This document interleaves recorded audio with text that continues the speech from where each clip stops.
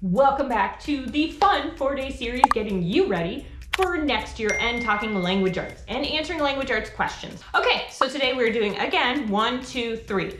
1 being a homeschool idea I have for you, or a challenge or a focus or something for getting you ready for the next year. The second thing I have is products for you that I think will help you personally. And third thing I have is we are talking a question regarding language arts. Today the question is what is the easiest way to teach a child to read? I have a couple different programs that you may find are the easiest to teach them to read. Okay, so first up is number 1. What are you going to focus on this year? So I was watching one of the Waldock Ways videos, and she said that her homeschool every year they choose a focus. And so something that they want to incorporate into their life on the long term. So they make that the focus for the year, just so that it's then at the end of the year, it's now a habit, right? Because if you focus on it, it's then a habit. So for example, let me give you some ideas. Maybe I have a list here, maybe to watch more documentaries, maybe to play more games together. That's gonna be mine, is I wanna play more games together as a family. I have all these, or individually, like me with the kids, because I have a lot of these games and it teaches a variety of skills and I just wanna utilize them. So that's one of the things I'm focusing on this year. More read alouds, simpler routines, more one-on-one bonding, more relaxing together, maybe more picnics in the summer, and movie nights, movie days in the winter, maybe more field trips. Maybe you want to incorporate more field trips into your homeschool. Improved physical fitness or increased language fluency. Maybe you really want to become fluent in a language. This is the year. So you're going to practice it more every day. Just so if it's a focus in your homeschool, it doesn't mean you have to do it every day. It just means that's an overarching theme of one of the things that would improve your life that you want to focus on. You know what I mean? That you don't want to forget about, that you're not going to put to the wayside of, oh, we're just doing languages here. No, this year, what we're going to do is we're going to watch some French movies. Whatever it is, whatever language you want to do, we're only going to speak French for 30 minutes every day during breakfast or something. One breakfast a week, it's going to be all about the language. Maybe you want to learn a subject together, both of you, a new subject together. Maybe you want to increase independence in your children, or increase personal responsibility, or increase the chore level or the contributions from your children. Maybe you want to focus on creative writing or focus on the passions. So making time every day so that everyone can pursue their passion, you included. And B, the second part of this, because it's 2-part, what do you want to include and what can you take away? What can you drop this year, if anything? Can you drop Latin? Can you drop cursive? Can you drop a foreign language and just learn it when you get older? What can you drop? So you have to look at your goals and your kids and see, what are you taking on too much? Yes, it'd be nice to study that, but is it necessary? And maybe you could study at a different time. Maybe that could be your summer focus or something. Okay, so I got 3 products for you today. So those are just things to think about. So I have 3 products for you today. All right, have you ever heard of activated charcoal? So I have 3 products. I have magnesium activated charcoal that I'm going to tell you about, and then these little wrist guards. These wrist guards are for nausea. I find them work quite well when I get nauseous, because sometimes if your nose is stuffed up, you're going to get nauseous too.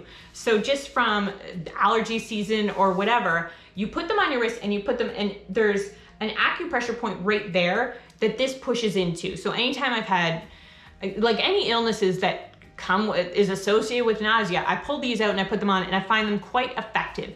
Same with for airplane rides, for boat rides. I'm sure some people they don't work that well, but to me they do work well, and you can do them. I've left them on for a long time, but I'm telling you, I feel it helps. Sometimes it usually takes 10 to 20 minutes to work, but I do feel that it does help me. They're just little wristbands. I'll put them on. A lot of pregnant women use them, which is how I discovered them.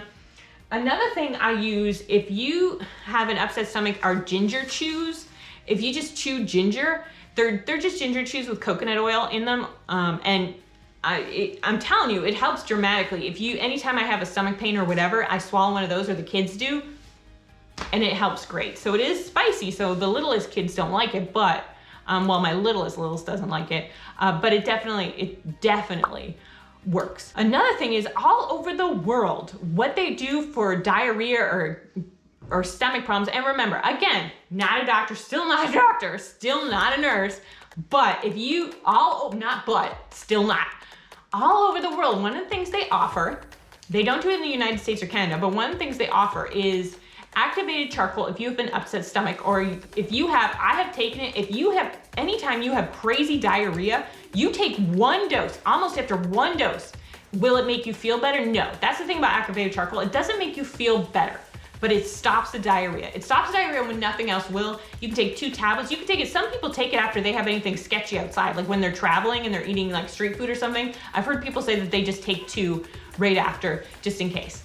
So that is a product that I highly recommend. I won't say that it stops stomach flu. It does not.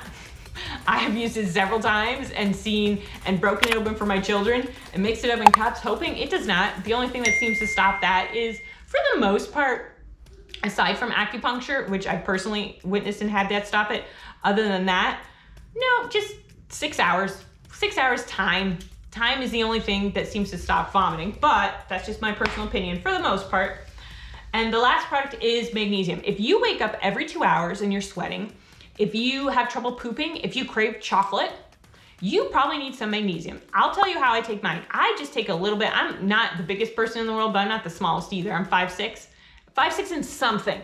There's a something there. 5'6" and something, and maybe I'm getting taller. We don't know. Maybe I'm getting taller. And so I take half a tablet. So I take about 100 milligrams, and I take it every few days. So anytime, because if you do not have enough, you will not sleep. But at the same time, if you take too much, you won't either. Like so you have to have that balance. So every weekend, I always say, if you take supplements, I never give them to my kids every day. You take at least the weekend off, 3 days off a week. That's what I do for pretty much every supplement. So there you go. Those are 3 things that have definitely helped me. I used to have crazy insomnia, and then I had fear of insomnia, which is like a huge thing as well. I don't have those anymore. But one of the things, there's a couple things that helped get rid of that. And that is the progesterone cream, which I talked about a couple videos ago. That is the magnesium, and making sure I have high vitamin D levels, not from a pill. I actually have a machine that I get that's FDA proven to increase your vitamin D. And it does, it's surprising how much it does, but it's not cheap. It's not cheap, it's like $400. All right, there you go. Now, what are we talking about today? I wanna show you some of the easiest ways to teach your kids to read. Let me pull up my stack. These are some of the easiest ways, I think. So first of all, these are from Abeka, but I love them. But what I think you need are their mini alphabet flashcards. So they have a picture on them and a sound. Abeka's, I think you have to get the whole package for it, and it's $500, so head to the Dollar Tree and see if you can find mini alphabet flashcards. And so that they have a letter on it so that the kids can learn the sound. Acorn or acorn. See, I'm not good at sounds. I'm honestly, it's not my plus, which is why I need a book like this. That way, this is from Abeka. Anyone can use it. It's from 1 to 3, any level. But so when you look in the front, it says practice these sounds each day. Apple. So these, I need pictures to go with the sounds in order to help me. And then, for example, and then in here, so this is of course, the handbook for reading from Abeka. And then it's got the short vowels.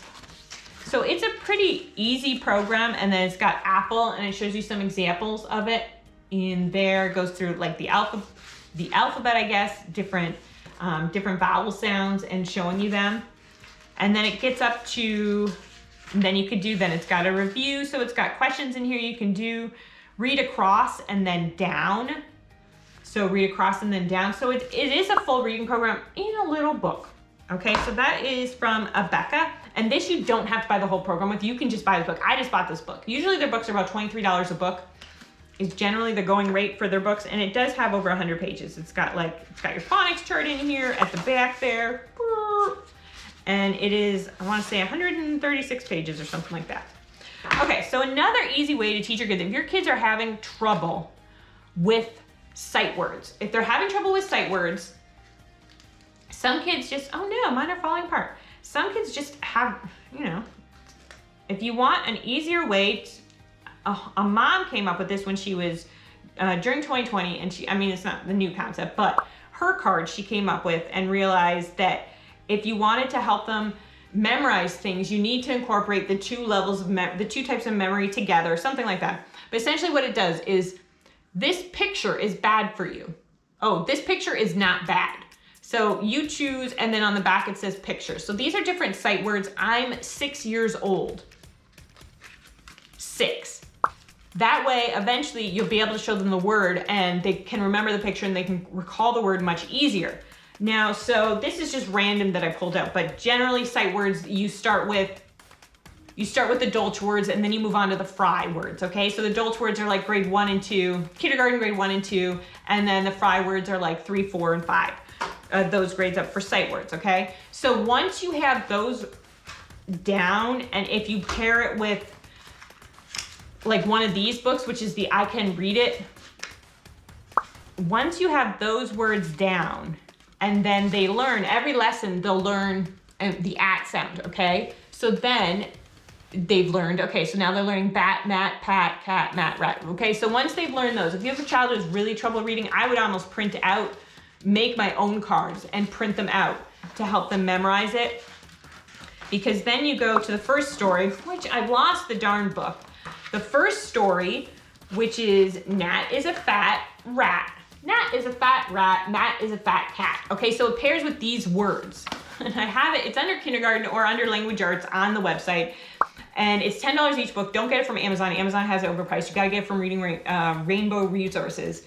But essentially, what I'm getting at is between the sight words and between this, they'll be able to read a story. So, and then it progresses as they go on, okay? So not necessarily these specific words. These were like the next level up because sight words, because this system of the flashcards worked so well, I went and I bought like a ton of different sight words. Any sight word you can think, because my one child has some issues.